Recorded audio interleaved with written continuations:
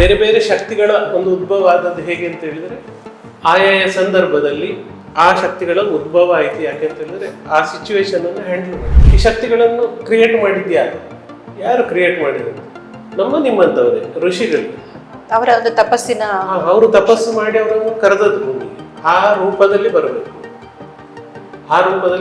ಹಾಗಾಗಿ ನಾವು ಇವತ್ತು ಇಲ್ಲಿ ಎಲ್ಲ ಶಕ್ತಿಗಳನ್ನು ನೋಡ್ತೇವಲ್ಲ, ದೇವಸ್ಥಾನಗಳಲ್ಲಿ, ಅದೆಲ್ಲ ಏನು ಅಂತ ಹೇಳಿದ್ರೆ ಈ ಪಂಚಭೂತಗಳಿಂದಲೇ ಮಾಡಲ್ಪಟ್ಟಂತ ಶಕ್ತಿ. ಅದೇ ಶಕ್ತಿ ನಮ್ಮಲ್ಲೂ ಇದೆ. ಹಾಗಾಗಿ ಈ ಶಕ್ತಿಗಳ ಕೇಂದ್ರಗಳು ಯಾವುದು? ಆ ಶಕ್ತಿಗಳಿಗೂ ಜಾತಕಕ್ಕೂ ಇರೋ ಸಂಬಂಧ ಯಾವುದು?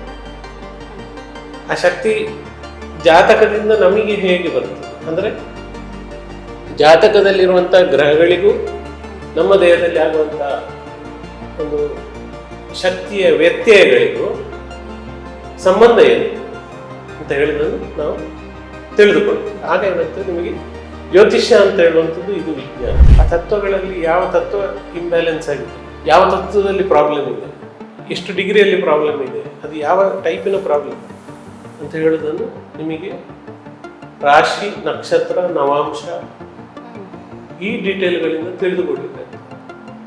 ಅದನ್ನು ತಿಳಿದುಕೊಂಡಾಗ ಒಬ್ಬನ ಜೀವನದಲ್ಲಿ ಅವನಿಗೆ ಯಾವ ದೇಶ ನಡೀತಾ ಇದೆ, ಆ ದೇಶದಲ್ಲಿ ಅವನಿಗೆ ಯಾವ ಯಾವ ರೀತಿಯ ಸಮಸ್ಯೆಗಳು ಬರ್ತದೆ ಅಂತ ಹೇಳೋದನ್ನು ನಾವು ಫೈಂಡ್ ಔಟ್ ಮಾಡಿದ್ದೇವೆ.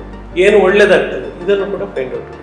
ನೀವೇ ಎಫರ್ಟ್ ಆಗಿ ಓದಿ ಚೆನ್ನಾಗಿ ಇದು ಮಾಡಿದ್ರೆ ನೀವು ಪೆಟ್ಟು ತಿನ್ಬೇಕು ಅಂತ ಇಲ್ಲ ಅಂತ ಹೇಳಿದ್ರೆ ನೀವು ಪೆಟ್ಟು ಗೊತ್ತಾಯ್ತು.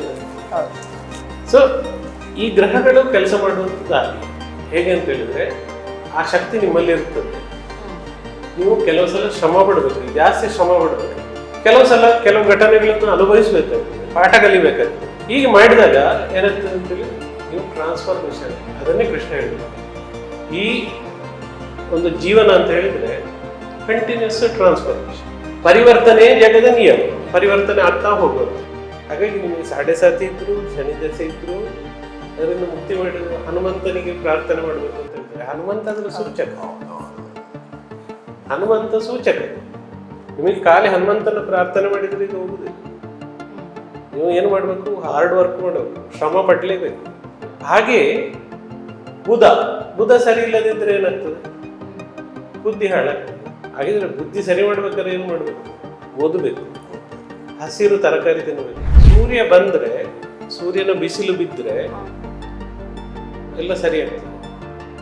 ಸೂರ್ಯನ ಬಿಸಿಲು ಬೀಳಲಿಲ್ಲ ಅಂತಂದ್ರೆ, ನೆರಳಲ್ಲಿದ್ದರೆ ನಿಮಗೆ ನಿಮ್ಮನ್ನು ರಾಹು ಆವರಿಸ್ತದೆ.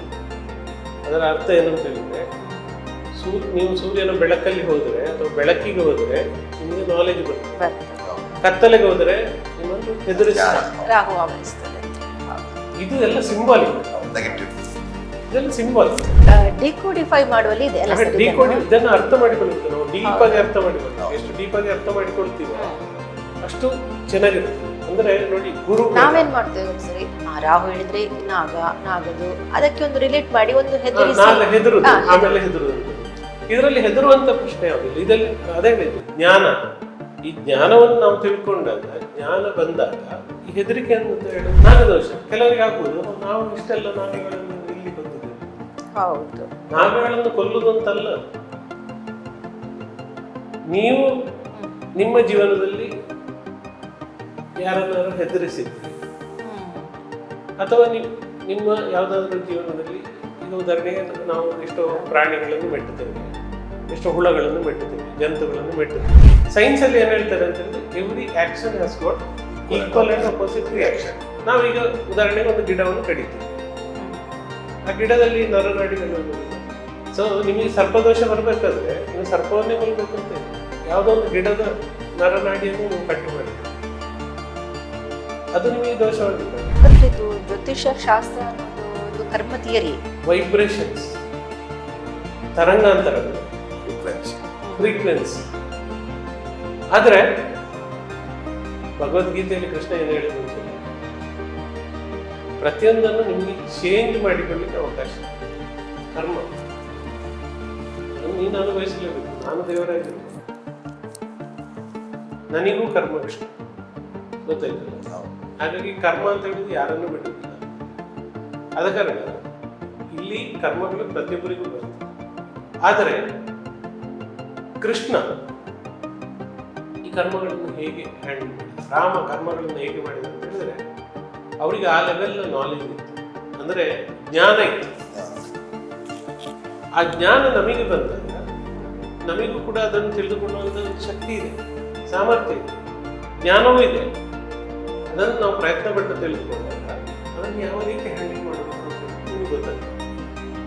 ಅಂದರೆ ಇದು ಹೊರಗಿಲ್ಲ, ಇದು ಒಳಗೆ ಇದೆ, ನಮ್ಮ ಒಳಗೆ ಇದೆ. ಮನಸ್ಸು ಖುಷಿ ಇದೆ, ಮುಖದಲ್ಲಿ ನಗು ಬಂತು, ಸ್ವಲ್ಪ ಖುಷಿಯಾಗಿ ಹಾಡಿ, ಕಂಠ ಸರಿ ಆಯಿತು, ಆಯ್ತಾ, ಖುಷಿ ಪಡಿ, ಹೃದಯ ಸರಿಯಾಯಿತು, ಆರೋಗ್ಯ ಸರಿ, ಮೇಷರಾಶಿ ಸರಿ ಆಯಿತು, ವೃಷಭ ರಾಶಿ ಸರಿ ಆಯಿತು, ಮಿಥುನ ರಾಶಿ ಸರಿ ಆಯಿತು, ಎಲ್ಲ ಸರಿ. ಅಷ್ಟು ಸಿಂಪಲ್ ಇದೆ ಜ್ಯೋತಿಷ್ಯ. ಸಮಸ್ಯೆ ಕೂಡ ನಮ್ಮೊಳಗೆ ಇದೆ, ಪರಿಹಾರವೂ ಕೂಡ ನಮ್ಮೊಳಗೆ. ಹಾಗಿದ್ರೆ ಇದು ಹೇಗೆ ಬರ್ತದೆ ಈಗ ಪ್ರಶ್ನೆ, ಇದು ನಮಗೆ ಹೇಗೆ ಬರ್ತದೆ? ಅಂದ್ರೆ ಒಂದು ಜಾತಕದಿಂದ ನಮ್ಗೆ ಗೊತ್ತಾಗತ್ತಲ್ಲ ಸರ್? ಗೊತ್ತಾಗ್ತದೆ, ಅಂದ್ರೆ ಜಾತಕದಿಂದ ಗೊತ್ತಾಗ್ತದೆ, ಯಾವ ರೀತಿ ಜಾತಕ ಇಲ್ಲದಿದ್ರೂ ಗೊತ್ತಾಗ್ತದೆ. ಇದು ನಮ್ಮ ಸಿಸ್ಟಮ್ ಇಂದ ಬಂದಿದೆ. ಆದರೆ ಇದೆಲ್ಲ ಒಳಗೆ ಇರ್ತದೆ, ನಮ್ಮ ಒಳಗೆ.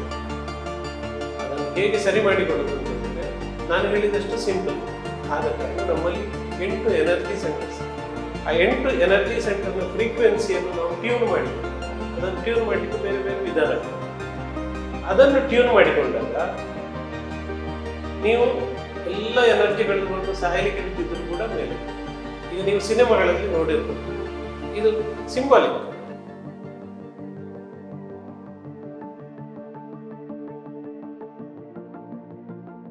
ಪಂಚಭೂತಗಳು ಸೇರಿದಾಗ ಶಕ್ತಿ ಆಯ್ತು. ಶಕ್ತಿ ಅಂತ ಹೇಳಿದ್ರೆ ತ್ರಿಕೋಣ. ನಿಮಗೆ ಉದಾಹರಣೆಗೆ ನಾವು 5 ಪಂಚಭೂತಗಳು ಅಂತ ಹೇಳಿದ್ರೆ 5 ವಿಷಯಗಳು: ನೀರು, ಗಾಳಿ, ಬೆಂಕಿ, ಆಕಾಶ, ಭೂಮಿ. ಇಷ್ಟು ವಿಷಯಗಳು ಪಂಚಭೂತಗಳು. 3 ವಿಚಾರಗಳು ಸೇರಿದಾಗ ತ್ರಿಕೋಣ. ನೋಡಿ, ತ್ರಿಕೋಣಕ್ಕೆ ಬಹಳ ಮಹತ್ವ ಇದೆ. ತ್ರಿಕೋಣ ಅಂತ ಹೇಳಿದ್ರೆ ಶಕ್ತಿ. ಈ ಶಕ್ತಿಗಳನ್ನು ನಾವು ಬೇರೆ ಬೇರೆ ರೀತಿಯಲ್ಲಿ ಆರಾಧನೆ ಮಾಡಬಹುದು. ಆರಾಧನೆ ಅಂತ ಹೇಳಿದ್ರೆ ಅದನ್ನು ನಾವು ಶಕ್ತಿಯನ್ನು ಕ್ರಿಯೇಟ್ ಮಾಡಬಹುದು. 3 ವಿಷಯಗಳನ್ನು ತಗೊಂಡು ನಾವು ಶಕ್ತಿಯನ್ನು ಕ್ರಿಯೇಟ್ ಮಾಡಬಹುದು. ದುರ್ಗೆ, ರಕ್ತೇಶ್ವರಿ, ಪಂಜುರ್ಲಿ, ಕಲ್ಲುರ್ಟಿ, ಗುಳಿಗ, ಇದೆಲ್ಲ ಏನು ಅಂತ ಹೇಳಿದ್ರೆ ಈ ಶಕ್ತಿಗಳನ್ನು ನಾವೇ ಕ್ರಿಯೇಟ್ ಮಾಡಬಹುದು. ಈಗ ಹಿಂದಿನವರು ಏನ್ ಮಾಡ್ತಾರೆ, ಪ್ರಾಣ ಪ್ರತಿಷ್ಠೆ ಅಂತ ಮಾಡ್ತಾರೆ. ಈ ಪ್ರಾಣ ಪ್ರತಿಷ್ಠೆ ಅಂತ ಹೇಳಿದ್ರೆ ಏನು? ಒಂದು ಪ್ರಾಣ ಅಂತ ಹೇಳಿದ್ರೆ ಏನು? ಪ್ರಾಣ ಪ್ರಾಣ ಅಂತ ಹೇಳಿದ್ರೆ ಪ್ರಾಣ ಶಕ್ತಿ, ಆಯ್ತಾ? ಗಾಳಿ ಮತ್ತೆ ಆಕಾಶ, ಇದು ಪ್ರಾಣ ಶಕ್ತಿ. ಹಾಗೆ ಒಂದು ವಿಗ್ರಹಕ್ಕೆ ಶಕ್ತಿಯನ್ನು ಕೊಡುವಂಥದ್ದು ಅಥವಾ ಒಂದು ಕಡೆ ಆ ಶಕ್ತಿಯನ್ನು ಕ್ರಿಯೇಟ್ ಮಾಡುವಂಥದ್ದು, ಇದೆಲ್ಲ ಋಷಿ ಮುನಿಗಳು ಕಂಡುಕೊಂಡಂತ ಸತ್ಯ. ಹಾಗಿದ್ರೆ ಈ ಬೇರೆ ಬೇರೆ ಶಕ್ತಿಗಳ ಒಂದು ಉದ್ಭವ ಆದದ್ದು ಹೇಗೆ ಅಂತ ಹೇಳಿದ್ರೆ ಆಯಾಯ ಸಂದರ್ಭದಲ್ಲಿ ಆ ಶಕ್ತಿಗಳ ಉದ್ಭವ ಆಯ್ತು. ಯಾಕೆ ಅಂತ ಹೇಳಿದ್ರೆ ಆ ಸಿಚುವೇಶನ್ ಅನ್ನು ಹ್ಯಾಂಡಲ್ ಮಾಡಿ. ಈಗ ಉದಾಹರಣೆಗೆ ನವದುರ್ಗೆಯರು ಹೇಗೆ ಉಂಟಾದ್ರು ಅಂತ ನಾವು ನೋಡ್ಬೇಕಾದ್ರೆ ಅವರ ಕಥೆ ಇದೆ. ಪ್ರತಿಯೊಂದು ದುರ್ಗೆಗೂ ಒಂದೊಂದು ಕಥೆ ಇದೆ, ಆಯ್ತಲ್ಲ? ಈಗ ದುರ್ಗಾ ಪರಮೇಶ್ವರಿ, ಆಯ್ತಾ? ಆಮೇಲೆ ರಾಜರಾಜೇಶ್ವರಿ, ಹೀಗೆ ಹಲವು ದೇವಿಗಳಿಗೆ ಹಲವು ಕಥೆ ಇದೆ. ರಕ್ತ ಬೀಜಾಸುರನನ್ನು ಕೊಂದದ್ದು, ಚಂಡಮುಂಡನನ್ನು ಚೆಂಡಾಡಿದ್ದು, ಆಯ್ತಲ್ಲ? ಆ ಸಂದರ್ಭದಲ್ಲಿ ಆ ದೇವಿಯ ಅವತಾರ ಬಂದದ್ದು. ಅದೇ ರೀತಿ ವಿಷ್ಣುವಿನ ಅವತಾರ. ವಿಷ್ಣು ಯಾವಾಗ ಅವತರಿಸಿದ್ದು ಅಂತ ಹೇಳಿದ್ರೆ ರಾಕ್ಷಸರ ಉಪದ್ರ ಭೂಮಿಯಲ್ಲಿ ಜಾಸ್ತಿ ಆದಾಗ ಆ ವಿಷ್ಣುವಿನ ಅವತಾರ ಆದಂತ.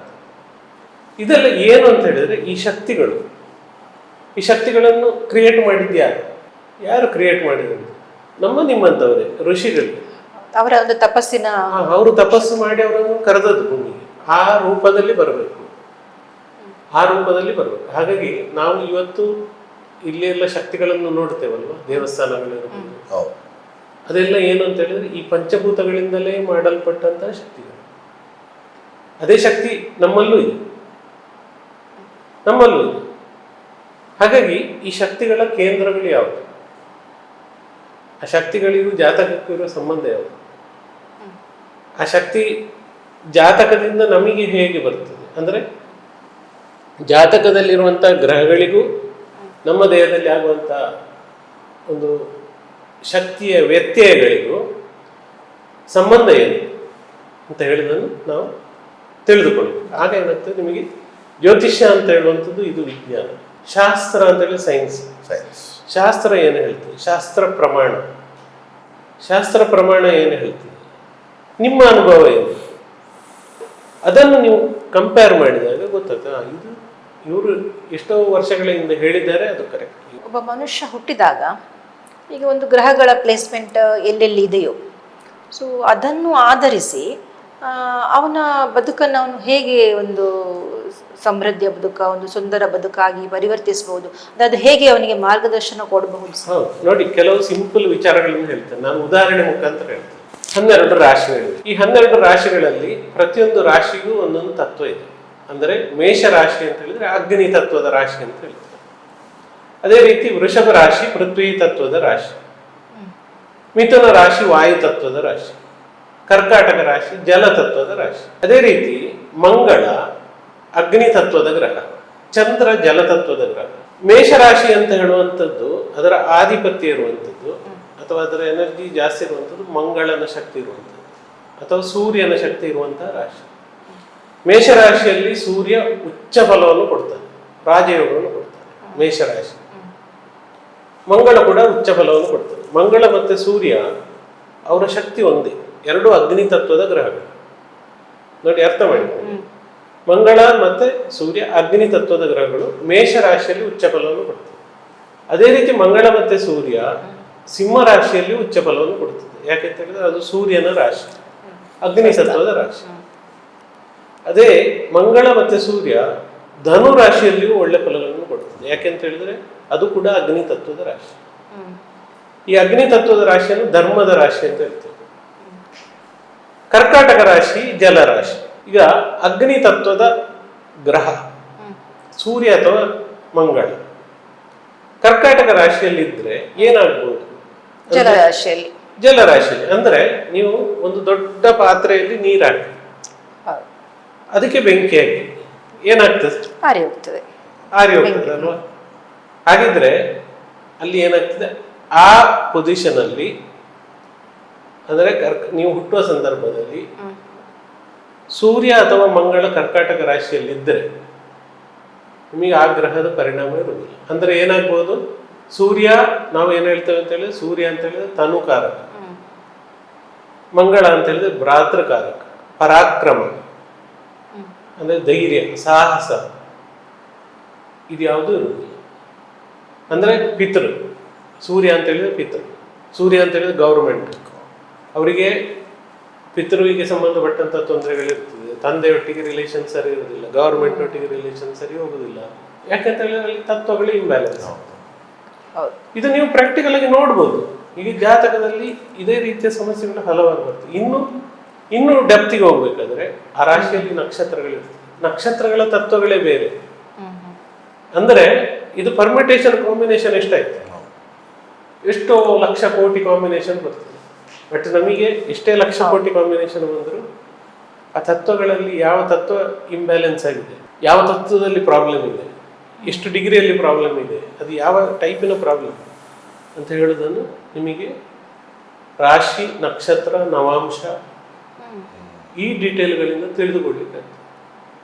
ಅದನ್ನು ತಿಳಿದುಕೊಂಡಾಗ ಒಬ್ಬನ ಜೀವನದಲ್ಲಿ ಅವನಿಗೆ ಯಾವ ದೇಶ ನಡೀತಾ ಇದೆ, ಆ ದೇಶದಲ್ಲಿ ಅವನಿಗೆ ಯಾವ ಯಾವ ರೀತಿಯ ಸಮಸ್ಯೆಗಳು ಬರ್ತದೆ ಅಂತ ಹೇಳೋದನ್ನು ನಾವು ಫೈಂಡ್ ಔಟ್ ಮಾಡಿದ್ದೇವೆ. ಏನು ಒಳ್ಳೇದಾಗ್ತದೆ ಇದನ್ನು ಕೂಡ ಫೈಂಡ್ ಔಟ್ ಮಾಡಿ. ಹಾಗಾಗಿ ಮುಖ್ಯವಾಗಿ 3 ಗ್ರಹಗಳಿರ್ತವೆ, ಶನಿ, ರಾಹು ಮತ್ತೆ ಕೇತು. ಈ ಗ್ರಹಗಳನ್ನು ನಾವು ಪ್ರಾರಬ್ಧ ಅಂತ ಹೇಳ್ತೀವಿ. ಅಂದ್ರೆ ಈ ಗ್ರಹಗಳು ಕೊಡುವಂತ ಫಲ ಹೆಚ್ಚಾಗಿ ಪ್ರಾರಬ್ಧದ ಫಲ ಅಂತ ಹೇಳ್ತೇವೆ. ಪ್ರಾರಬ್ಧ ಅಂತ ಹೇಳಿದ್ರೆ ನಾವು ಯಾವುದೋ ಜನ್ಮದಲ್ಲಿ ಮಾಡಿರುವಂತಹ ಕರ್ಮಗಳು, ಆ ಕರ್ಮಗಳ ಫಲಗಳನ್ನು ಕೊಡುವಂತ, ಅಂದ್ರೆ ಹೆಚ್ಚಾಗಿ ಶಿಕ್ಷೆಯನ್ನು ಕೊಡುವಂತ ಗ್ರಹಗಳು ಯಾವುದಂತ ಹೇಳಿದ್ರೆ ಶನಿ, ರಾಹು, ಕೇತು. ಈ ಶನಿ, ರಾಹು, ಕೇತು ಅಂತ ಹೇಳಿದ್ರೆ ಅವ್ರು ನಿಮಗೆ ನಿಜವಾಗಿ ಶಿಕ್ಷೆಯನ್ನು ಕೊಡ್ತಾರೆ, ನಿಜವಾಗಿ ಬಂದು ಕೊಡ್ತಾರೆ? ಇಲ್ಲ. ಅಂದ್ರೆ ಅದರ ಅರ್ಥ ಏನು ಅಂತ ಹೇಳಿದ್ರೆ ಪಾಠ ಕಲಿಬೇಕು ಅಂತ. ನೀವು ಜೀವನದಲ್ಲಿ ಪಾಠ ಕಲಿಬೇಕು. ಪಾಠವನ್ನು ಹೇಗೆ ಕಲಿಬಹುದು? ಪಾಠವನ್ನು ಹೇಗೆ ಕಲಿಬಹುದು? ಈಗ ನೀವು ಕಾಮನ್ ಆಗಿ ಶಾಲೆಗೆ ಹೋದ್ರೆ ಇದನ್ನು ನೀವು ಸಾಮಾನ್ಯವಾಗಿ ಕಂಪೇರ್ ಮಾಡಿ ನೋಡಿ. ಬಯಸಿಕೊಂಡು ಹೊಡೆಸಿಕೊಂಡು ತಿನ್ಬೋದು, ಕಲಿಬಹುದು. ಇಲ್ಲ ಅಂತ ಹೇಳಿದ್ರೆ ನೀವೇ ಎಫರ್ಟ್ ಹಾಕಿ ಓದಿ ಕಲಿ. ನೀವೇ ಎಫರ್ಟ್ ಹಾಕಿ ಓದಿ ಚೆನ್ನಾಗಿ ಇದು ಮಾಡಿದ್ರೆ ನೀವು ಪೆಟ್ಟು ತಿನ್ಬೇಕು ಅಂತ ಇಲ್ಲ ಅಂತ ಹೇಳಿದ್ರೆ ನೀವು ಪೆಟ್ಟು ತಿನ್ಬೇಕು. ಗೊತ್ತಾಯ್ತಲ್ಲ? ಸೊ ಈ ಗ್ರಹಗಳು ಕೆಲಸ ಮಾಡುವಂಥದ್ದು ಹಾಗೆ. ಹೇಗೆ ಅಂತ ಹೇಳಿದ್ರೆ ಆ ಶಕ್ತಿ ನಿಮ್ಮಲ್ಲಿ ಇರ್ತದೆ. ನೀವು ಕೆಲವು ಸಲ ಶ್ರಮ ಪಡಬೇಕು, ಜಾಸ್ತಿ ಶ್ರಮ ಪಡಬೇಕು. ಕೆಲವು ಸಲ ಕೆಲವು ಘಟನೆಗಳನ್ನು ಅನುಭವಿಸ್ಬೇಕಾಗ್ತದೆ, ಪಾಠ ಕಲಿಬೇಕಾಗ್ತದೆ. ಹೀಗೆ ಮಾಡಿದಾಗ ಏನಾಗ್ತದೆ ಅಂತೇಳಿ ನೀವು ಟ್ರಾನ್ಸ್ಫಾರ್ಮೇಶನ್, ಅದನ್ನೇ ಕೃಷ್ಣ ಹೇಳ್ಬೋದು. ಈ ಒಂದು ಜೀವನ ಅಂತ ಹೇಳಿದ್ರೆ ಕಂಟಿನ್ಯೂಸ್ ಟ್ರಾನ್ಸ್ಫಾರ್ಮೇಶನ್, ಪರಿವರ್ತನೆ ಜಗದ ನಿಯಮ. ಪರಿವರ್ತನೆ ಆಗ್ತಾ ಹೋಗುವಂಥದ್ದು. ಇವತ್ತಿದ್ದಾಗ ನಾಳೆ ಇರೋದಿಲ್ಲ, ಆಯ್ತಲ್ಲ? ನೀವು ಪರಿವರ್ತನೆ ಆಗ್ತಾ ಹೋಗ್ಬೇಕು. ಪರಿವರ್ತನೆ ಆಗ್ತಾ ಹೋಗ್ಬೇಕಾದ್ರೆ ಇಂಪಾರ್ಟೆಂಟ್ ಏನು? ಜ್ಞಾನ. ನಿಮಗೆ ನಿಮ್ಮ ಬಗ್ಗೆ ಜ್ಞಾನ ಬೇಕು, ನಿಮಗೆ ತಿಳ್ಕೊಳ್ಳುವಂಥ ಕುತೂಹಲ ಬೇಕು. ಆ ಜ್ಞಾನವನ್ನು ಪಡ್ಕೊಂಡು ಹೋಗ್ತಾ ಇದ್ದಾಗೆ ನೀವು ವಿಜ್ಞಾನಿಗಳಾಗ್ತೀವಿ. ವಿಜ್ಞಾನಿಗಳಾದ ಕೂಡಲೇ ಏನಾಯ್ತು? ನೆಕ್ಸ್ಟ್ ಲೆವೆಲ್ ಅನ್ನಮಯ ಕೋಶ, ಪ್ರಾಣಮಯ ಕೋಶ, ವಿಜ್ಞಾನಮಯ ಕೋಶ, ಹಾಗೆ ಒಂದೊಂದು ಲೆವೆಲ್ ಏರ್ತಾ ಹೋಗ್ತದೆ. ಈ ಸಾಡೆ ಸಾತಿ ಬಂದಾಗ ಏನಾಗ್ತದೆ ಅಂತ ಹೇಳಿದ್ರೆ ನಿಮ್ಮಲ್ಲಿ ಒಂದು ರೀತಿಯ ಆಲಸ್ಯ ಎಲ್ಲಿಂದ ಬರ್ತದೆ? ಈ ಸಾಡೆ ಸಾತಿಯ ಎನರ್ಜಿ ಎಲ್ಲಿಂದ ಬರ್ತದೆ? ವಾತಾವರಣದಲ್ಲಿ ಆ ಫ್ರೀಕ್ವೆನ್ಸಿಗಳು ಇರ್ತದೆ. ಅದು ನಿಮ್ಮ ಸಹಸ್ರಾರ ಚಕ್ರ ಮೂಲಕವಾಗಿ ಫಸ್ಟ್ ನಿಮ್ಮ ಸಹಸ್ರಾರದ ಮೂಲಕವಾಗಿ ಆಜ್ಞಾ ಚಕ್ರಕ್ಕೆ ಬರ್ತದೆ. ಡಿಸಿಷನ್ ಮೇಕಿಂಗ್ ತಪ್ಪಾಗ್ತದೆ. ಅಲ್ಲಿಂದ ಮತ್ತೆ ನಿಮ್ಮ ವಿಶುದ್ಧಿ ಚಕ್ರಕ್ಕೆ ಬರ್ತದೆ. ನೀವು ಮಾತಾಡುವ ವಿಷಯಗಳು ತಪ್ಪಾಗ್ತದೆ. ಹೃದಯ ಚಕ್ರಕ್ಕೆ ಬರ್ತದೆ. ಅಲ್ಲಿ ಏನಾಗ್ತದೆ? ನಿಮ್ಮ ಭಾವನೆಗಳಾಗಲಿ ನಿಮ್ಮ ಒಂದು ಇಮೋಷನ್ಸ್ ಆಗಲಿ ಸ್ಟಾಪ್ ಆಗ್ತದೆ. ಆಮೇಲೆ ನಿಮ್ಮ ಡೈಜೆಸ್ಟಿವ್ ಸಿಸ್ಟಮ್ಗೆ ಬರ್ತದೆ. ಡೈಜೆಸ್ಟಿವ್ ಸಿಸ್ಟಮ್ ಹಾಳಾದ ಕೂಡಲೇ ಗ್ಯಾಸ್, ಅನಿಲ ಉತ್ಪತ್ತಿ ಆಗ್ತದೆ. ಅನಿಲ ಉತ್ಪತ್ತಿ ಆದಾಗ ನಿಮಗೆ ಲೇಜಿನೆಸ್ ಬರ್ತದೆ. ಲೇಜಿನೆಸ್ ಬಂದಾಗ ನೀವು ಏನು ಮಾಡ್ತೀರಿ? ಅಥವಾ ಒಂದು ಫ್ರಸ್ಟ್ರೇಷನ್, ಸ್ಟ್ರೆಸ್ ಕ್ರಿಯೇಟ್ ಆದಾಗ ಮತ್ತೆ ಜಾಸ್ತಿ ತಿಂತೀರಿ, ಮತ್ತು ಜಾಸ್ತಿ ಆಗ್ತದೆ.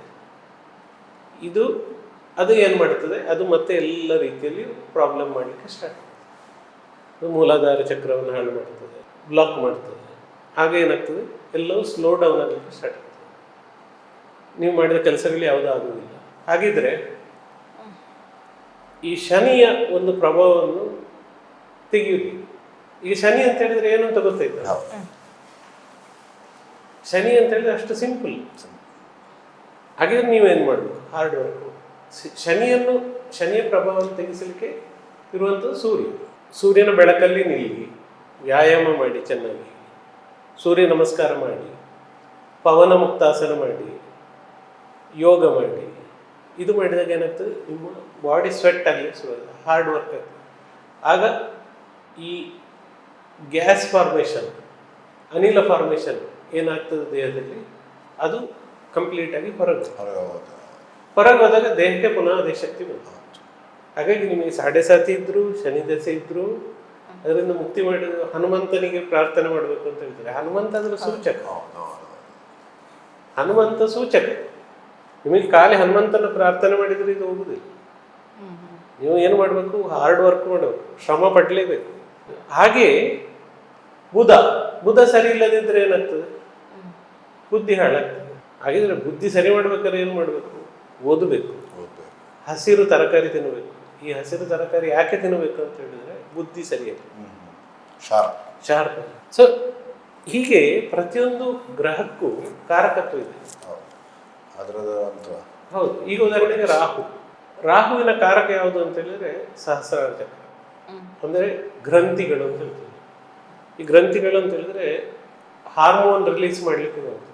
ಅಂದರೆ ನಮ್ಮಲ್ಲಿ ಯೋಚನೆಗಳು ಬರ್ತದೆ.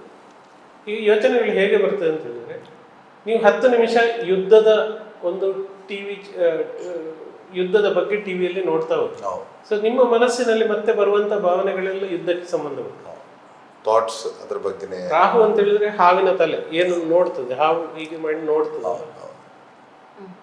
ಅದು ರೆಕಾರ್ಡ್ ಆಗ್ತದೆ ಫುಲ್ ತಲೆಯೊಳಗೆ. ಮತ್ತೆ ನಿಮ್ಮ ಆಲೋಚನೆಗಳು ಬರ್ತದೆ. What you see, what you think. ಅದು ಒಂದು. ಎರಡನೇ, ನೀವು ಫುಡ್ ತಿಂತೀರಲ್ಲ, ಈ ಹಾರ್ಮೋನುಗಳು ಕ್ರಿಯೇಟ್ ಆಗೋದು ಫುಡ್ಡಿಂದ, ಮತ್ತೆ ನಾವು ನೋಡೋದ್ರಿಂದ, ಕೇಳೋದ್ರಿಂದ, ಪಂಚೇಂದ್ರಿಯಗಳು. ಸೊ ರಾಹು ಅಂತ ಹೇಳಿದ್ರೆ ಅದು ಅಂದರೆ ಸುಪೀರಿಯರ್, ಸಹಸ್ರಾರ ಚಕ್ರಕ್ಕೆ ಸಂಬಂಧ. ರಾಹು ಸೂರ್ಯನನ್ನು ಕೂಡ ಬ್ಲಾಕ್ ಮಾಡ್ತದೆ, ಸೂರ್ಯಗ್ರಹಣ. ಅಂದರೆ ಅದರ ಅರ್ಥ ಏನು ಅಂತ ಹೇಳಿದ್ರೆ, ಸೂರ್ಯ ಬಂದ್ರೆ, ಸೂರ್ಯನ ಬಿಸಿಲು ಬಿದ್ದರೆ ಎಲ್ಲ ಸರಿ ಆಗ್ತದೆ. ಸೂರ್ಯನ ಬಿಸಿಲು ಬೀಳಲಿಲ್ಲ ಅಂತಂದ್ರೆ, ನೆರಳಲ್ಲಿದ್ದರೆ ನಿಮಗೆ ನಿಮ್ಮನ್ನು ರಾಹು ಆವರಿಸ್ಕೊಳ್ತದೆ. ಅದರ ಅರ್ಥ ಏನು ಅಂತ ಹೇಳಿದ್ರೆ, ನೀವು ಸೂರ್ಯನ ಬೆಳಕಲ್ಲಿ ಹೋದರೆ ಅಥವಾ ಬೆಳಕಿಗೆ ಹೋದರೆ ನಿಮಗೆ ನಾಲೆಜ್ ಬರ್ತದೆ, ಕತ್ತಲೆಗೆ ಹೋದರೆ ನಿಮ್ಮನ್ನು ಹೆದರಿಸಿ ರಾಹು ಆವರಿಸ್ತದೆ ಅಂತ ಹೇಳಿ. ಇದು ಎಲ್ಲ ಸಿಂಬಾಲಿಕ್, ನೆಗೆಟಿವ್, ಇದೆಲ್ಲ ಸಿಂಬಾಲಿಕ್. ಡಿಕೋಡಿಫೈ ಮಾಡುವಲ್ಲಿ ಇದೆ ಅಲ್ಲ ಸರ್? ಇದನ್ನು ಅರ್ಥ ಮಾಡಿಕೊಳ್ಬೇಕು ನಾವು, ಡೀಪ್ ಆಗಿ ಅರ್ಥ ಮಾಡಿಕೊಳ್ಬೇಕು. ಎಷ್ಟು ಡೀಪ್ ಆಗಿ ಅರ್ಥ ಮಾಡಿಕೊಳ್ತೀವೋ ಅಷ್ಟು ಚೆನ್ನಾಗಿರುತ್ತೆ. ಅಂದ್ರೆ ನೋಡಿ, ಗುರು ನಾವೇನ್ ಮಾಡ್ತೇವೆ ಗೊತ್ತು ಸರಿ, ರಾಹು ಹೇಳಿದ್ರೆ ನಾಗದು, ಅದಕ್ಕೆ ಒಂದು ರಿಲೇಟ್ ಮಾಡಿ ಒಂದು ಹೆದರುದು, ಆಮೇಲೆ ಹೆದರುವಂಥದ್ದು. ಇದರಲ್ಲಿ ಹೆದರುವಂತ ಪ್ರಶ್ನೆ ಯಾವುದಿಲ್ಲ. ಇದರಲ್ಲಿ ಅದೇ ಹೇಳಿದೆ, ಜ್ಞಾನ. ಈ ಜ್ಞಾನವನ್ನು ನಾವು ತಿಳ್ಕೊಂಡಾಗ, ಜ್ಞಾನ ಬಂದಾಗ ಈ ಹೆದರಿಕೆ ಅಂತ ಹೇಳೋದು ಸೊಲ್ಯೂಷನ್, ಎಲ್ಲದಕ್ಕೂ ಸೊಲ್ಯೂಷನ್ ಇದೆ, ಪ್ರತಿಯೊಂದಕ್ಕೂ ಸೊಲ್ಯೂಷನ್. ಇದಕ್ಕೆ ಭಗವದ್ಗೀತೆಯಲ್ಲಿ ಕೃಷ್ಣ ಏನು ಹೇಳಿದ ಅಂತ ಹೇಳಿ, ಕರ್ಮಯೋಗ ಅಥವಾ ಅಷ್ಟಾಂಗ ಯೋಗ ಮಾಡಿ. ಕರ್ಮಯೋಗ, ಅಷ್ಟಾಂಗ ಯೋಗ ಅಂತ ಹೇಳಿದ್ರೆ ಏನು? ಯಮ ನಿಯಮ, ಧ್ಯಾನ, ಧಾರಣ, ಪ್ರತ್ಯಾಹಾರ, ಅದೆಲ್ಲ ಮಾಡಿದಾಗ ಏನಾಗ್ತದೆ, ಎಲ್ಲ ಸರಿ ಆಗ್ತದೆ. ಅಥವಾ ಅಷ್ಟಾಂಗ ಯೋಗ ಮಾಡುವ ಮುಖಾಂತರ, ಅಥವಾ ನೀವು ಕರ್ಮಯೋಗ ಮಾಡುವ ಮುಖಾಂತರ, ಅಂದರೆ ಉಸಿರಾಟವನ್ನು ಸ್ಲೋ ಮಾಡುವಂಥದ್ದು, ದೀರ್ಘ ಉಸಿರಾಟ ಮಾಡುವಂಥದ್ದು, ಅನುಲೋಮ ವಿಲೋಮ ಮಾಡುವಂಥದ್ದು. ಆಯ್ತಾ? ಉಸಿರಾಟದ ಗತಿಯನ್ನು ನಿಧಾನ ಮಾಡಿದಾಗ ನಿಮ್ಮಲ್ಲಿರುವಂಥ ವೈಬ್ರೇಷನ್ ಏನಾಗ್ತದೆ, ಫ್ರೀಕ್ವೆನ್ಸಿ ಏನಾಗ್ತದೆ, ಕಡಿಮೆ. ಇಲ್ಲದಿದ್ದರೆ ನಾವೇನು ಮಾಡ್ತೇವೆ, ತುಂಬಿಸ್ತೇವೆ, ತುಂಬಿಸಿ ಹಲವಾರು ವಿಚಾರಗಳನ್ನು ತುಂಬಿಸ್ತೇವೆ, ಆಹಾರ ತುಂಬಿಸ್ತೇವೆ, ಎಲ್ಲ ತುಂಬಿಸ್ಕೊಂಡು ಹೋಗ್ತೇವೆ. ಗ್ರೌಂಡ್, ನೆಲ ಮುಟ್ಟೋದಿಲ್ಲ. ನಮ್ಮದು ಎಲೆಕ್ಟ್ರೋಮ್ಯಾಗ್ನೆಟಿಕ್ ಸಿಸ್ಟಮ್. ಈ ಎಲೆಕ್ಟ್ರೋಮ್ಯಾಗ್ನೆಟಿಕ್ ಸಿಸ್ಟಮಲ್ಲಿ ಏನಾಗ್ತದೆ, ಎನರ್ಜಿ ಫ್ರೀಕ್ವೆನ್ಸಿ ಬಿಲ್ಡ್ ಆಗ್ತಾ ಹೋಗ್ತದೆ.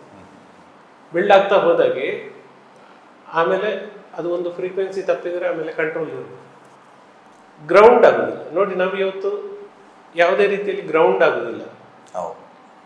ಆ ಗ್ರೌಂಡ್ ಯಾವಾಗ ನಾವು ಆಗ್ತೇವೋ, ಅಂದರೆ ಪ್ರಕೃತಿಯ ಜೊತೆ ನಮ್ಮ ಸಂಬಂಧ ಯಾವಾಗ ಎಸ್ಟಾಬ್ಲಿಷ್ ಆಗ್ತದೆ, ಆಗ ಪ್ರತಿಯೊಂದು ಕೂಡ ಕರೆಕ್ಟ್ ಆಗಲಿಕ್ಕೆ ಶುರು. ಸೊ ಇದರ ಹಿಂದೆ ತುಂಬ ರಹಸ್ಯವಾದಂಥ ವಿಜ್ಞಾನ ಇದೆ, ತುಂಬ ರಹಸ್ಯವಾದಂಥ ವಿಜ್ಞಾನ, ಬಹಳ ಸರಳವಾದ.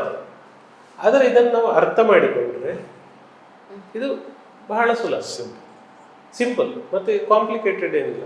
ಇದರಲ್ಲಿ ಹೆದರುವಂಥದ್ದು ಏನಿಲ್ಲ. ನಾಗದೋಷ ಕೆಲವರಿಗೆ ಆಗ್ಬೋದು, ನಾವು ಇಷ್ಟೆಲ್ಲ ನಾಗಗಳನ್ನು ಇಲ್ಲಿ ಕೊಂದಿದ್ದೇವೆ. ಹೌದು, ನಾಗಗಳನ್ನು ಕೊಲ್ಲುವುದು ಅಂತಲ್ಲ. ನೀವು ನಿಮ್ಮ ಜೀವನದಲ್ಲಿ ಯಾರನ್ನಾರು ಹೆದರಿಸಿದ್ರೆ, ಅಥವಾ ನಿಮ್ಮ ಯಾವುದಾದ್ರೂ ಜೀವನದಲ್ಲಿ, ಈಗ ಉದಾಹರಣೆಗೆ ನಾವು ಎಷ್ಟೋ ಪ್ರಾಣಿಗಳನ್ನು ಮೆಟ್ಟುತ್ತೇವೆ, ಎಷ್ಟೋ ಹುಳಗಳನ್ನು ಮೆಟ್ಟುತ್ತೇವೆ, ಜಂತುಗಳನ್ನು ಮೆಟ್ಟುತ್ತೇವೆ, ಗಿಡಗಳನ್ನು ಕೂಡ ಕಡಿತೇವೆ, ಅವುಗಳಿಗೂ ಕೂಡ ನರನಾಡಿಗಳು. ಈ ಸರ್ಪದೋಷ ಅಂತ ಹೇಳಿದ್ರೆ, ಯಾವುದೇ ದೋಷ ಅಂತ ಹೇಳಿದ್ರು ಸೈನ್ಸ್ ಅಲ್ಲಿ ಏನ್ ಹೇಳ್ತಾರೆ ಅಂತ ಹೇಳಿದ್ರೆ, every action has got equal and opposite reaction. ನಾವೀಗ ಉದಾಹರಣೆಗೆ ಒಂದು ಗಿಡವನ್ನು ಕಡಿತೇವೆ, ಆ ಗಿಡದಲ್ಲಿ ನರನಾಡಿಗಳು ಇರೋದಿಲ್ಲ. ಸೊ ನಿಮಗೆ ಸರ್ಪದೋಷ ಬರಬೇಕಾದ್ರೆ ನೀವು ಸರ್ಪವನ್ನೇ ಕೊಲ್ಲಬೇಕಂತ ಇದೆ. ಯಾವುದೋ ಒಂದು ಗಿಡದ ನರನಾಡಿಯನ್ನು ನೀವು ಕಟ್ಟು ಮಾಡಿರೋದು, ಅದು ನಿಮಗೆ ದೋಷವಾಗಿ ಕಾಣುತ್ತೆ. ಸರ್, ಹಾಗಾದ್ರೆ ಇದು ಜ್ಯೋತಿಷ ಶಾಸ್ತ್ರ ಅನ್ನೋದು ಒಂದು ಕರ್ಮ ಥಿಯರಿ. Vibrations, ತರಂಗಾಂತರಗಳು, frequency. ಆದರೆ ಭಗವದ್ಗೀತೆಯಲ್ಲಿ ಕೃಷ್ಣ ಏನು ಹೇಳಿದ್ರು ಅಂತ ಹೇಳಿದ್ರೆ, ಪ್ರತಿಯೊಂದನ್ನು ನಿಮಗೆ ಚೇಂಜ್ ಮಾಡಿಕೊಳ್ಳಿಕ್ಕೆ ಅವಕಾಶ, ಬದಲಾಯಿಸಿಕೊಳ್ಳಿಕ್ಕೆ ಅವಕಾಶ ಇದೆ. ಉದಾಹರಣೆಗೆ, ನೀವು ಮಂಗಳೂರಿನಿಂದ ಬೆಂಗಳೂರಿಗೆ ಹೋಗಬೇಕು, ನಿಮಗೆ ಅದು ನಿಮ್ಮ ಕರ್ಮ, ಹೋಗಬೇಕು. ಆದರೆ ಹೋಗುವಂಥ ಮಾರ್ಗ ನಿಮಗೆ ಬಿಟ್ಟದ್ದು. ನೀವು ಟ್ರೈನಲ್ಲಿ ಹೋಗ್ಬೋದು, ಬಸ್ಸಲ್ಲಿ ಹೋಗ್ಬೋದು, ಫ್ಲೈಟಲ್ಲಿ ನಡ್ಕೊಂಡು ಹೋಗ್ಬೋದು, ಫ್ಲೈಟಲ್ಲಿ ಹೋಗ್ಬೋದು. ಆಪ್ಷನ್ಸ್ ಆ ಆಪ್ಷನ್ಸ್ ನಿಮಗೆ ಯಾವ ರೀತಿ. ಹಾಗೆ ಇಲ್ಲಿ ಕೂಡ ಪ್ರಾರಬ್ಧಗಳನ್ನು ಬದಲಾಯಿಸಿಕೊಳ್ಳಿಕ್ಕೆ ನಿಮಗೆ ಹಲವಾರು ಅವಕಾಶಗಳನ್ನು ಕೊಟ್ಟಿದ್ದಾರೆ.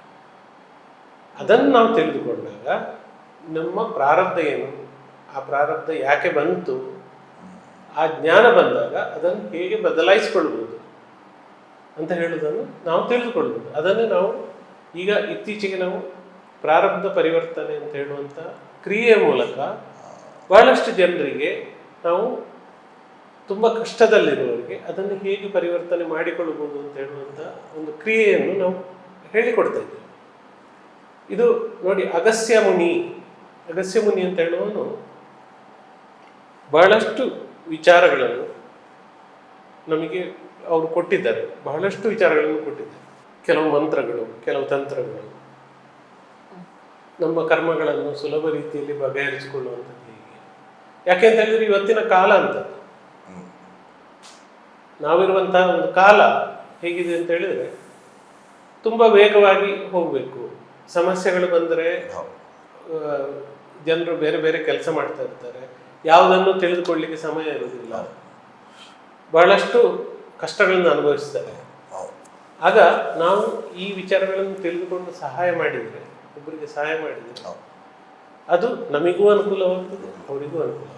ಹಾಗಾಗಿ ಈ ಪ್ರಾರಬ್ಧ ಪರಿವರ್ತನೆ ಅಂತ ಹೇಳುವಂಥದ್ದು ಬಹಳ ಒಂದು ವಿಶೇಷವಾದಂಥ ವಿಚಾರ. ಸರ್, ಇವಾಗ ನಮ್ಮ ಜೀವನದಲ್ಲಿ ಬರುವಂತಹ ಎಲ್ಲ ಸಮಸ್ಯೆಗಳಿಗೆ ಏನು ಕಾರಣ ಆಗಿರಬಹುದು ಅಂತ ನಾವು ಅದನ್ನು ತಿಳ್ಕೊಂಡು ಹೋಗುವಾಗ ಅದು ನಮ್ಮ ಕರ್ಮಗಳೇ ಆಗಿರಬಹುದು ಅಥವಾ ನಮ್ಮ ಪ್ರಾರಬ್ಧ, ಹಾಗೆ ನಾವು ಅಂದ್ಕೊಳ್ತೇವೆ. ಸೊ ಹಾಗಾದರೆ ಈ ಪ್ರಾರಬ್ಧ ಅಂದರೆ ಏನು? ಪ್ರಾರಬ್ಧ ಅಂತ ಹೇಳಿದರೆ ನೀವು ಹಿಂದೆ ಮಾಡಿರುವಂಥ ಪ್ರತಿಕ್ರಿಯೆಗಳು ಅಥವಾ ಕರ್ಮಗಳು. ಅಂದರೆ ಹಿಂದೆ ಅಂತ ಹೇಳಿದರೆ ನೋಡಿ, ಭಗವದ್ಗೀತೆಯಲ್ಲಿ ಕೃಷ್ಣ ಏನು ಹೇಳ್ತಾನೆ ಅಂತ ಹೇಳಿದರೆ, ನಾವು ಹಲವಾರು ರೂಪಗಳನ್ನು ಪಡೆದುಕೊಳ್ಳುತ್ತೇವೆ.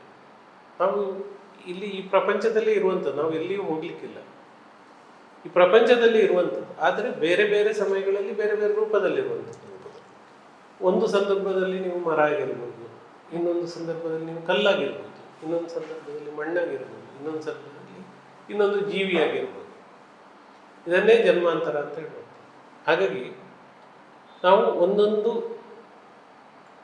ಸಂದರ್ಭದಲ್ಲಿ ಒಂದೊಂದು ರೂಪದಲ್ಲಿ ಇರ್ತೇವೆ. ಗರುಡ ಪುರಾಣ ಅಂತ ಇದೆ.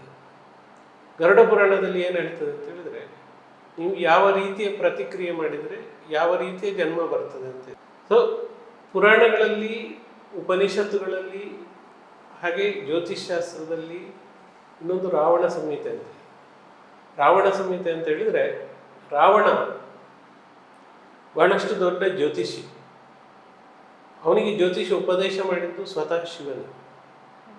ಹಾಗಾಗಿ ರಾವಣ ಸಂಹಿತೆ ಅಂತ ಹೇಳುವ ಪುಸ್ತಕದಲ್ಲಿ ನಿಮಗೆ ಈ ಯಾವ ನಕ್ಷತ್ರದಲ್ಲಿ ಹುಟ್ಟಿದರೆ ಅವರ ಹಿಂದಿನ ಜನ್ಮ ಯಾವುದಾಗಿರ್ತದೆ, ಅವರು ಏನು ತಪ್ಪುಗಳನ್ನು ಹಿಂದಿನ ಜನ್ಮದಲ್ಲಿ ಮಾಡಿದ್ದಾರೆ, ಕರ್ಮ ವಿಪಾಕ ಸಂಹಿತೆ ಅಂತ ಹೇಳುವಂಥದ್ದು ರಾವಣ ಸಂಹಿತೆಯ ಒಂದು ವಿಭಾಗ.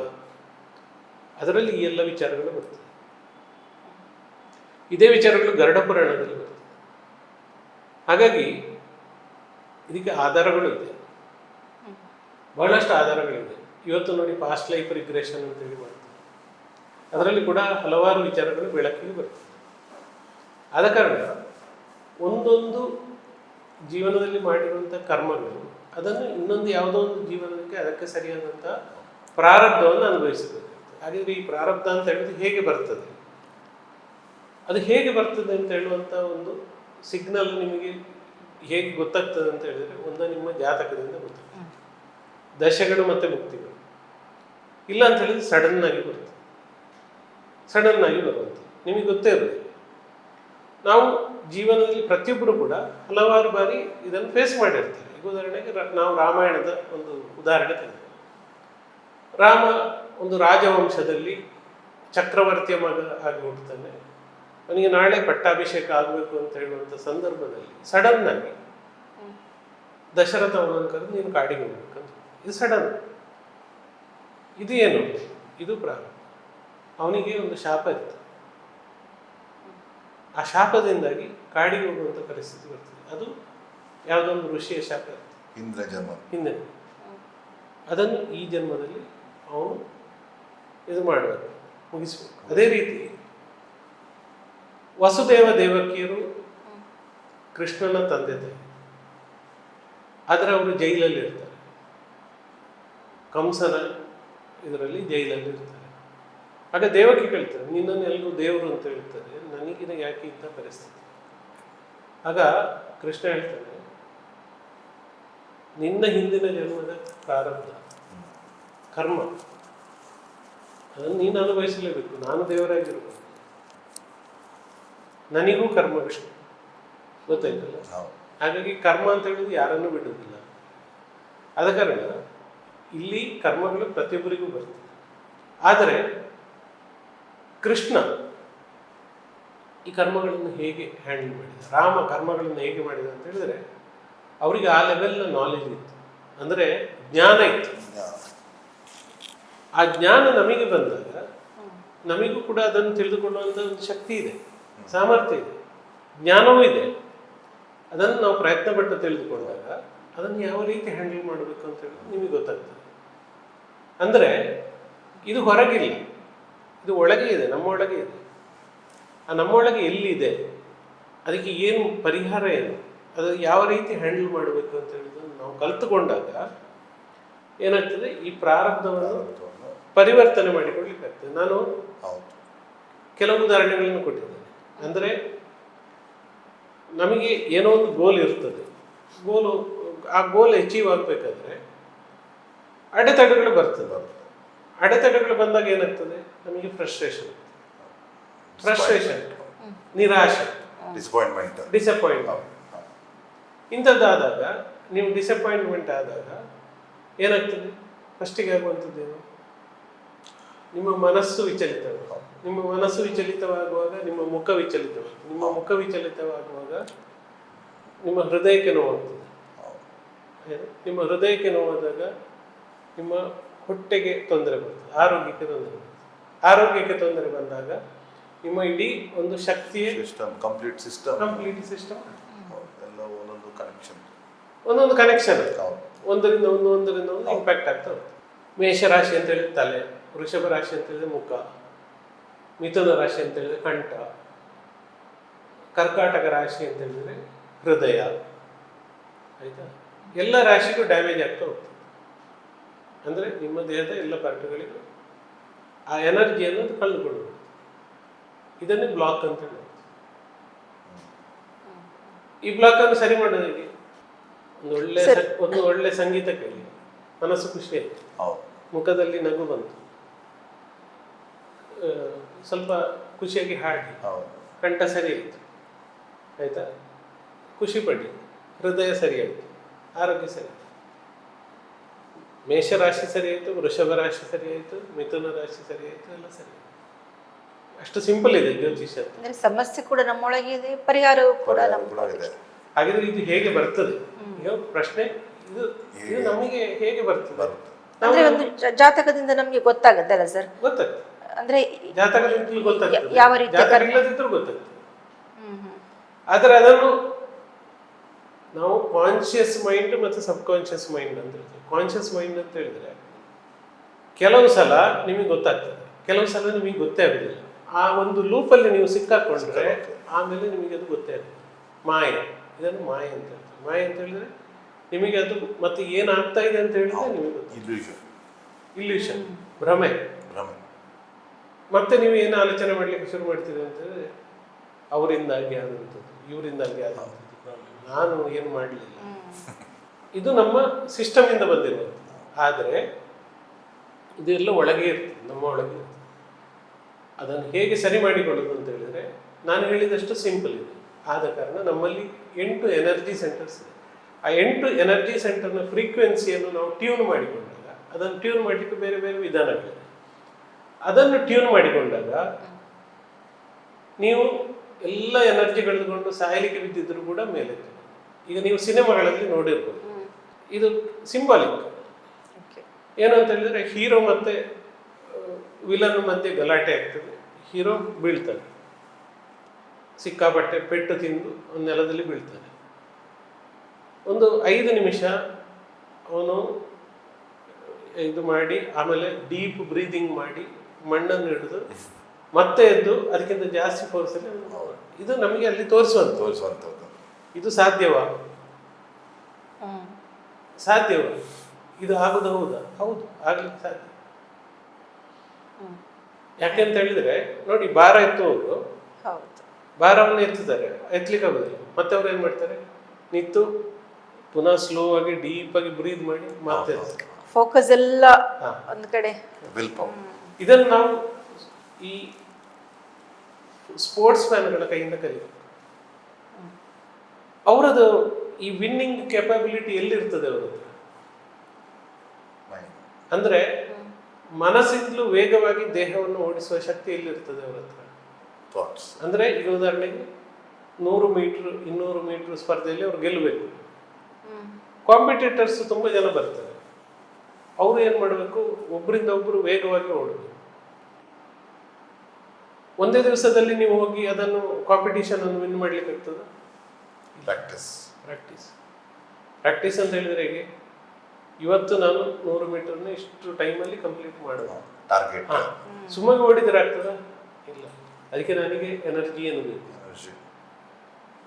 ಎಷ್ಟು ನೀರು ಕುಡಿಬೇಕು, ಎಷ್ಟು ಗಂಟೆ ಓಡಬೇಕು, ಯಾವ ಸ್ಪೀಡಲ್ಲಿ ಓಡಬೇಕು, ಅಭ್ಯಾಸ ಅಭ್ಯಾಸ ಅಭ್ಯಾಸ. ಮನಸ್ಸಲ್ಲಿ ಬರುವಂತ ನೆಗೆಟಿವಿಟಿ ಬರ್ತದೆ, ಹೆದರಿಕೆ ಆಗ್ತದೆ, ಅದನ್ನು ಹೇಗೆ ರಿಮೂವ್ ಮಾಡಬೇಕು, ಇದನ್ನೇ ಕೋಚಿಂಗ್ ಅಂತ ಹೇಳ್ತಾರೆ. ಕೋಚಿಂಗ್ ಅಂತ ಹೇಳಿದ್ರೆ ಏನಂತಂದ್ರೆ ಒಂದು ಗೈಡೆನ್ಸ್, ಆಯ್ತಲ್ಲ. ಆಗ ಅಲ್ಲಿ ಬೇಕಾಗುವ ಶಕ್ತಿ ಯಾವುದು, ಅದನ್ನು ಅಚೀವ್ ಮಾಡಲಿಕ್ಕೆ ಬೇಕಾಗುವಂಥ ಶಕ್ತಿ ಯಾವುದು, ಮೋಟಿವೇಶನ್, ಅದು ನಮಗೆ ಗೊತ್ತಿರಬೇಕು. ಅದು ಅವ್ರಿಗೆ ಗೊತ್ತಿರ್ತದೆ. ಆದರೆ ನಮ್ಮ ಕೆಲಸ ಮಾಡುವಾಗ ನಾವೇನು ಮಾಡ್ತೇವೆ, ನಾವು ಯಾವುದೋ ಒಂದು ವಿಷಯದಲ್ಲಿ ಸಿಕ್ಕಾಕೊಳ್ತೇವೆ. ಹೇಗೆ ಅಂತ ಹೇಳಿದ್ರೆ, ನೀವು ಒಂದು ದುಡಿಮೆಗೋಸ್ಕರ ನಿಮಗೆ ಇಷ್ಟ ಇಲ್ಲದ ಕೆಲಸ, ಆದರೆ ಜನರ ಒತ್ತಾಯಕ್ಕೋಸ್ಕರ, ಸಮಾಜಕ್ಕೆ ಒಳ್ಳೆಯ ಒಂದು ವ್ಯಕ್ತಿಯಾಗಿ ಕಾಣಲಿಕ್ಕೋಸ್ಕರ ನೀವು ಒಂದು ಜಾಬಿಗೆ ಸೇರ್ತೀರಿ. ಕೆಲಸ ನಿಮಗೆ ಇಷ್ಟ ಇಲ್ಲ. ನಿಮಗೆ ಇಷ್ಟ ಇರೋದು ಯಾವುದು ಅಂತ ಹೇಳಿದ್ರೆ ಸ್ಯಾಲ್ರಿ ಬರಬೇಕು. ಸ್ಯಾಲ್ರಿ ಇಷ್ಟ ಇದೆ. ಆಗ ಏನಾಗ್ತದೆ ಅಂತ ಹೇಳಿದ್ರೆ ನಮಗೆ ಕೆಲಸದ ಬಗ್ಗೆ ಗಮನ ಇರೋದಿಲ್ಲ. ನೀವು ಕೆಲಸಕ್ಕೆ ಸೇರ್ತೀರಾ, ಅಲ್ಲಿ ಒಬ್ರು ನಿಮ್ಮ ಜೊತೆ ಸಿಗ್ತಾರೆ, ಅವರು ಏನೋ ಹರಟೆ ಕೊಚ್ಚಲಿಕ್ಕೆ ಆರಂಭ ಮಾಡ್ತಾರೆ, ಇನ್ನೊಬ್ಬರ ಬಗ್ಗೆ ಮಾತಾಡ್ಲಿಕ್ಕೆ ಶುರು ಮಾಡ್ತಾರೆ, ನೀವು ಅದರಲ್ಲಿ ಸಿಕ್ಕಾಕೊಳ್ತೀರ. ನಿಮ್ಮ ಕೆಲಸ ಮರೆತು ನೀವು ಅದರಲ್ಲಿ ಸಿಕ್ಕಾಕೊಂಡು ಆವಾಗ ಏನು ಮಾಡ್ತಾರೆ, ನಿಮ್ಮ ಮೇಲಧಿಕಾರಿಗಳು ನಿಮ್ಮ ಕೆಲಸವನ್ನು ಇಷ್ಟಪಡೋದಿಲ್ಲ, ನಿಮಗೆ ಬೈಲಿಕ್ಕೆ ಆರಂಭ ಮಾಡ್ತಾರೆ, ನಿಮ್ಮ ಕೆಲಸ ನಿಮಗೆ ಇಷ್ಟ ಆಗೋದಿಲ್ಲ. ಬಟ್ ನಿಮಗೆ ಸ್ಯಾಲ್ರಿ ಬರಬೇಕು, ನೀವು ಕಂಟಿನ್ಯೂ ಮಾಡ್ತೀರ, ಬೈತೀರ, ಅವರನ್ನು ಬೈತೀರ, ಇವರನ್ನು ಬೈತೀರ, ಅವರು ಬೈತಾರೆ, ಇವರು ಬೈತಾರೆ, ಅಲ್ಲಿ ಆ್ಯಕ್ಷನ್ ರಿಯಾಕ್ಷನ್ ಸಿಕ್ಕಾಪಟ್ಟೆ ಆಯಿತು. ಆಮೇಲೆ ಒಂಥರದ ಕ್ಲಾಶ್ ಆಗ್ತದೆ. ಜೀವನದಲ್ಲಿ ಆಗೋದು ಹೀಗೆ, ಒಂದು ಗಂಡ ಹೆಂಡತಿ ಮಧ್ಯೆ ಇದು ನಿತ್ಯ ನಿರಂತರವಾಗಿ ನಡೀತಾ ಇರ್ತದಲ್ಲ ಸರ್? ಹಾಗಾದ್ರೆ ನಡೀತಾ ಇರ್ತದೆ. ಹೌದು. ಹಾಗಾದ್ರೆ ಇದನ್ನು ಸರಿಪಡಿಸಿಕೊಳ್ಳೋದು ಹೇಗೆ ಅಂತ ಹೇಳಿದ್ರೆ, ಇದನ್ನು ತಿಳ್ಕೊಂಡಾಗ ನಾವು ಇದನ್ನು ವಿಷಯಗಳನ್ನು ತಿಳ್ಕೊಳ್ಬೇಕು. ನಾವು ಯಾಕೆ ಹೀಗಾಗ್ತಾ ಇದೆ, ಆಯ್ತಾ? ಕೆಲವರು ಹೇಳ್ತಾರೆ ಗಂಡ ಹೆಂಡತಿ ಮತ್ತೆ ಸರಿ ಕುಜ ದೋಷ ಇದೆ ಅಂತ. ಕುಜ ದೋಷ ಇದೆ ಅಂತ ಹೇಳಿದ್ರೆ ಅಲ್ಲಿಗೆ ಮುಗೀತಾ? ಅದು ದೋಷ ಏನು ಆ ದೋಷ ಅಂತ ಹೇಳಿದ್ರೆ ಏನು? ಮೂಲ ಕಾರಣ. ಆ ಮೂಲ ಕಾರಣಕ್ಕೆ ಸಣ್ಣ ಸಣ್ಣ ಪರಿಹಾರಗಳಿವೆ, ಅದನ್ನು ಮಾಡಿಕೊಂಡ್ರೆ ಸರಿ ಹೋಗ್ತದೆ. ಅದು ಮಾಡದೇ ಇದ್ರೆ ನಮಗೆ ಆ ಇಲ್ಯೂಷನ್ಗಳಿಂದ, ಅದರ ನೆಗೆಟಿವ್ ಸೈಕಲಿಂದ ಹೊರಗೆ ಬರ್ಲಿಕ್ಕೆ ಆಗುದಿಲ್ಲ. ಜ್ಞಾನ ಇಲ್ಲದಾಗ ಅಜ್ಞಾನ, ಅಜ್ಞಾನ ಇದ್ದಾಗ ಇಲ್ಲಿಂದ ಹೊರಗೆ ಬರ್ಲಿಕ್ಕೆ ಆಗುದಿಲ್ಲ. ಜ್ಞಾನ ಇದ್ದಾಗ ಇಷ್ಟು ಸಿಂಪಲ್ ಸೊಲ್ಯೂಷನ್ ಇದೆ, ಅಲ್ಲಿಗೆ ಮುಗೀತು.